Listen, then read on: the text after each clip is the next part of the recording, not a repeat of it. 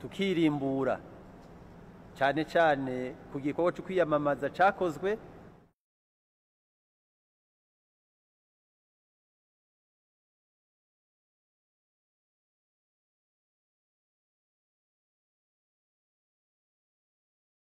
nta masezerano ariho yanditse. Hanyuma ikindi nuko baciye bagira ko bakavuga bati twe duhebeye umukuru w'igihugu mugabo muzodutorere abashinga amateka bacu n'abahanuzi b'amakomine. Ariko aha mu Burundi kenshi abarundi batora umwami, usanga cyane cyane bavuga umukuru w'igihugu azotorwa hanyuma bakamusabira ingabo, no kuvuga abashinga amateka n'abarongora amakomine.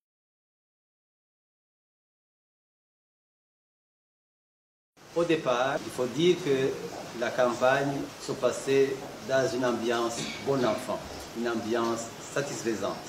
Mais par la suite, nibi vyaha vyo gukubitana kugwana aho nka vyose navyo nyene vyakubandanije bikorwa n'abanywanyi b'umugambwe bita SNL babigirira abo mu mugambwe CNDD-FDD. Turibukije kandi abarongoye imigambwe iriko irimenyekanisha ko atabudahangwarwa ivyo bibaha. Bibuko kandi ko abo bajuragizwa basanzwe ari abazimyamuriro ko rero amatora aheze bategerezwa kuguma barahuriranira umucanwa. Dusavye abashikiriza amanza ba Republika mu ntara zose ko baba amagabo kugira ngo bashengeze abo bose bariko barahungabanya umutekano muri iki gihe c'amatora. Bibaye ngombwa bishikire aho ivyaha vyabereye kandi izo manza zigacibwa ikibiriraho.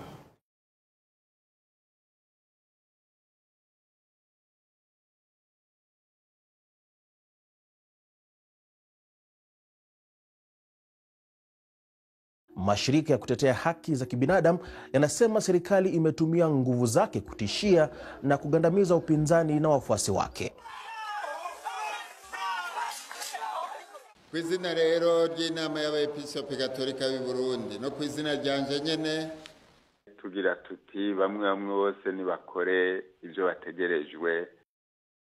Iyo hagize abitwara hakiri kare baheze babatunganirize. N'abashinzwe gutunganya amatora ibidatunganye byose babigorore hakiri kare, ntiduhave tusanga tugiye mu ruhagarara.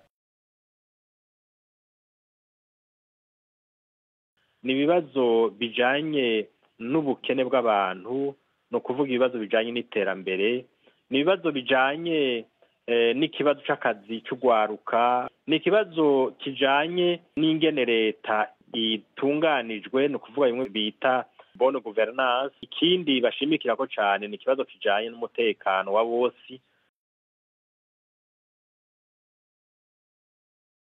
Au Burundi, la production alimentaire est fortement liée aux aléas climatiques.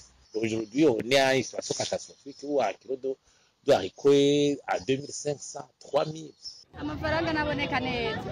Depuis 2015, je devrais dire, le régime burundais, c'est pas le Burundi, a choisi la voie de l'isolement ou de l'isolation vis-à-vis de la communauté internationale. L'Union européenne et le Burundi a fait l'objet de sanctions. We remain very willing to continue to collaborate with Burundi as a member state of WHO. Uweza akaba umukuru w'igihugu cyambere yo kwihutira ruko yogarukana abarundi bari hanze ni benshi kandi basabwa kubaka igihugu kuko igihugu ni cacu kucubaka rero biraturaba twese.